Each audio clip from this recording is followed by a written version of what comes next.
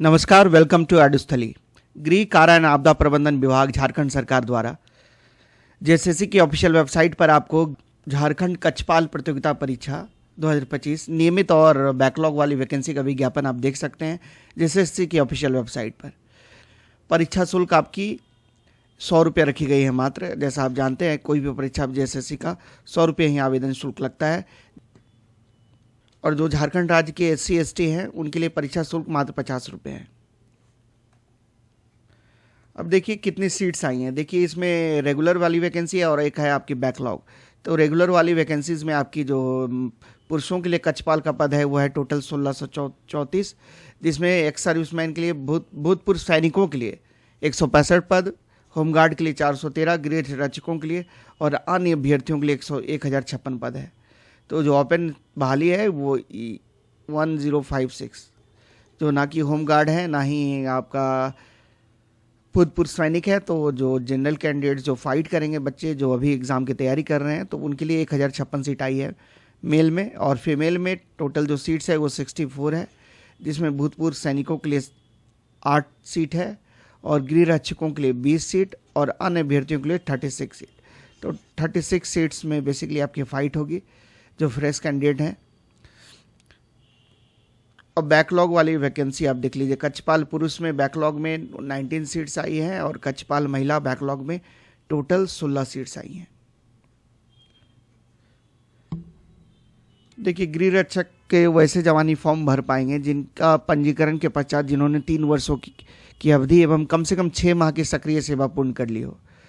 वैसे अभ्यर्थी गृह रक्षकों के लिए जो आवेदन है, गृह रक्षकों के लिए जो पद रिजर्व्ड है उस पर वो आवेदन समर्पित कर पाएंगे। प्रमाण पत्र आपका जिला समादेष्टा कार्यालय झारखंड गृह रक्षा वाहिनी द्वारा निर्गत होना चाहिए, जिसका मानक प्रपत्र परिशिष्ट 10 पर आधारित है। सभी कोटि के गृह रक्षकों को राज्य सरकार द्वारा कोटिवार निर्धारित अधिकतम उम्र सीमा में 5 वर्षों की छूट भी दी जाएगी। और भूतपूर्व सैनिकों के केस में जो झारखंड राज्य के सैनिक कल्याण निर्देशालय में पंजीकृत हैं, जो भूतपूर्व सैनिक, वही भूतपूर्व सैनिकों के पदों के विरुद्ध आवेदन कर सकते हैं। और भूतपूर्व सैनिकों की सभी कोटि के अभ्यर्थियों के लिए जो अधिकतम उम्र सीमा रखी गई है वो है 45 साल। देखिए इसमें आपका सैलरी स्ट्रक्चर आप जान लीजिए। सैलरी आपको लेवल 2 की मिलती है। 19,900 रुपये आपकी बेसिक तनख्वाह रहती है। इसके अलावा आपको हाउस रेंट अलाउंस मिलता है, ट्रांसपोर्ट अलाउंस मिलता है, स्पेशल अलाउंस मिलेगा, मेडिकल मिलेगा।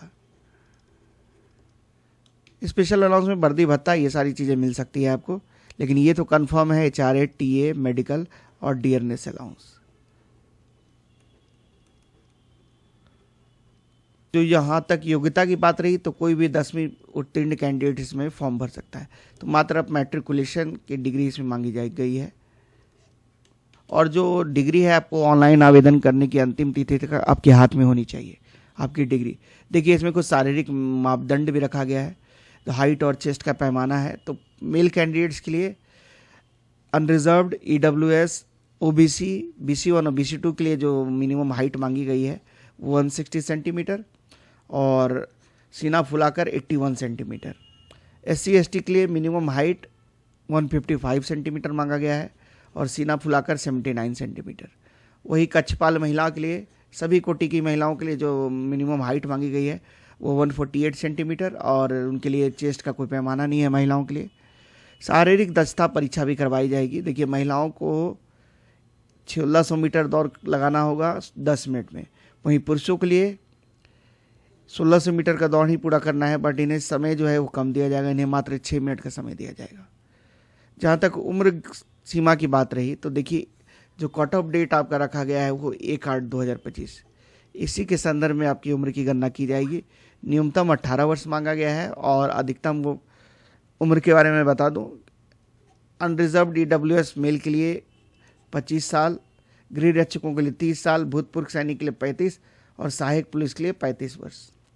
अत्यंत पिछड़ा वर्ग BC1 और BC2 के मेल कैंडिडेट्स के लिए अन्य अभ्यर्थी 27 साल, गृह रक्षक 32, भूतपूर्व सैनिक 45, सहायक police 37। Unreserved EWS BC1 BC2 female, others के लिए 28, गृह रक्षकों के लिए 33, भूतपूर्व सैनिकों के लिए 45 और सहायक पुलिस के लिए 38।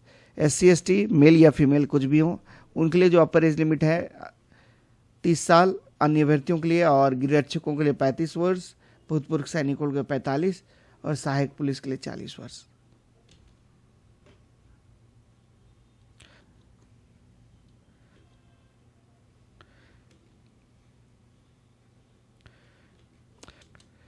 तो चेस्ट और हाइट का पैमाना लिया जाएगा, 1 मील का आपको दौड़ करवाया जाएगा, आपकी हाइट देखी जाएगी।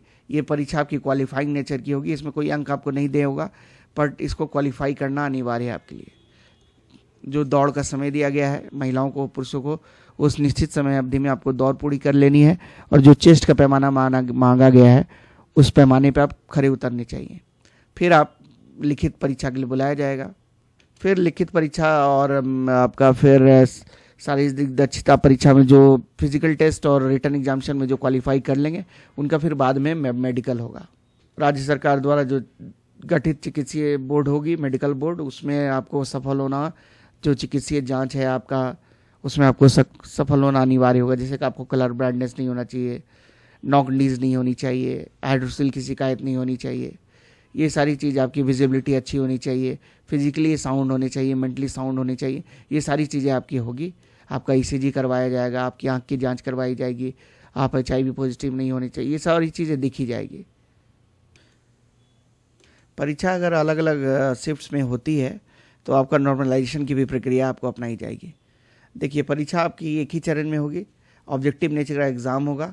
एक प्रश्न का आप सही उत्तर देने के लिए आपको 3 अंक मिलेंगे, वहीं गलत उत्तर के लिए आपके 1 अंक काट दिए जाएंगे। और भाषा विषय को छोड़ के अन्य विषयों की जो परीक्षा होगी आपकी, उसके प्रश्न हिंदी और अंग्रेजी दोनों में देखने को मिलेंगे। देखिए, एक ही दिन आपकी परीक्षा होगी और 3 पालियों में परीक्षा आयोजित की जाएगी, और प्रत्येक परीक्षा का जो समय अवधि होगी वो 2-2 घंटा की होगी। पहला आपका भाषा ज्ञान का परीक्षा होगा, कुल 120 प्रश्न रहेंगे, 2 घंटे का समय मिलेगा। हिंदी के 80 क्वेश्चन और अंग्रेजी के 40 क्वेश्चन रहेंगे। इसमें आपको 30% मार्क्स लाना अनिवार्य होगा। ये मेगा सूची के निर्धारण, मेरिट लिस्ट के निर्धारण में इसके मार्क्स को काउंट नहीं किया जाएगा। फिर आपका पेपर 2 आपका जनजातीय भाषा वाला परीक्षा है, ट्रैवल लैंग्वेज। इसमें आप कुछ भी आप रख सकते हैं, जनजातीय जो यहाँ की लोकल भाषाएँ हैं, हिंदी, अंग्रेजी, संस्कृत, उर्दू, संथाली, बंगला, मुंडारी, हो, खड़िया, कुड़ुक, कुरमाली, खोटा, नागपुरी, पंचपरगनिया, उड़िया में से किसी एक भाषा की परीक्षा आपको देनी होगी, जिसका भी आप चयन करते हैं। कुल 100 प्रश्न देखने को मिलेंगे आपको। समय अवधि इसमें भी आपको 2 घंटे की मिलेगी। इसमें मिनिमम 30% मार्क्स आपको लाना अनिवार्य होगा। फिर पेपर 3 आपका सामान्य ज्ञान का है, 2 घंटे का समय इसमें मिलेगा। कुल प्रश्न आपको 120 मिलेंगे। समान अध्ययन के 40 प्रश्न, झारखंड राज्य से संबंधित 50 क्वेश्चन, समान गणित 10 और समान विज्ञान के 20 प्रश्न होंगे। हिंदी का पेपर 1 जो था आपका, हिंदी में आपका हिंदी अनुच्छेद पर आपको प्रश्न रहेगा 20 और व्याकरण के 60 क्वेश्चन रहेंगे। फिर अंग्रेजी में भी हिंदी अनुच्छेद पर आधारित 20 क्वेश्चन और व्याकरण से फिर आपके 20 प्रश्न रहेंगे। क्षेत्रीय भाषा का जो पाठ्यक्रम है परिशिष्ट 14 में आपका संलग्न है। आप एडवर्टीजमेंट को अच्छे से पढ़ लेंगे। सामान्य अध्ययन में history, polity, economic, geography, Jharkhand current affairs, national international current affairs, सारी चीज़ों से आपका प्रश्न रहेगा। समान गणित आपका 10th लेवल का जो क्वेश्चंस पैटर्न रहता है वही, और इसमें फिजिक्स, केमिस्ट्री, बायो सभी से आपको प्रश्न देखने को मिलेंगे समान विज्ञान में। तो मेरिट आपकी जो पेपर 2 और पेपर 3 के मार्क्स के बेसिस पे बनेगी। मतलब आपका जो लोकल लैंग्वेज और आपका जो जीएस का पेपर है उसी के बेसिस पे आपकी फाइनल मेरिट लिस्ट डिसाइड होगी। तो जैसे मैंने बोला कि देखिए, आपकी मेडिकल जो होगी इसमें आपको कोई कलर ब्लाइंडनेस नहीं होना चाहिए, कोई नाइट ब्लाइंडनेस नहीं होना चाहिए, कोई हियरिंग, कोई स्टैमरिंग, कोई हाइड्रोसिल की शिकायत, कोई पाइल्स की शिकायत, एनी कम्युनिकेबल कोई फिजिकल और मेडिकल डिजीज़ आपको नहीं होना चाहिए, तभी आप फाइनली रिकमेंड किए जाएंगे। फिर आपका डॉक्यूमेंट वेरिफिकेशन भी होगा। इसमें आपको ओरिजिनल सर्टिफिकेट्स के साथ सेल्फ अटेस्टेड फोटो कॉपीज लेके जानी होती है जब आपकी इसकी डिमांड होती है। देखिए, परिशिष्ट 14 इसको आप देख लेंगे।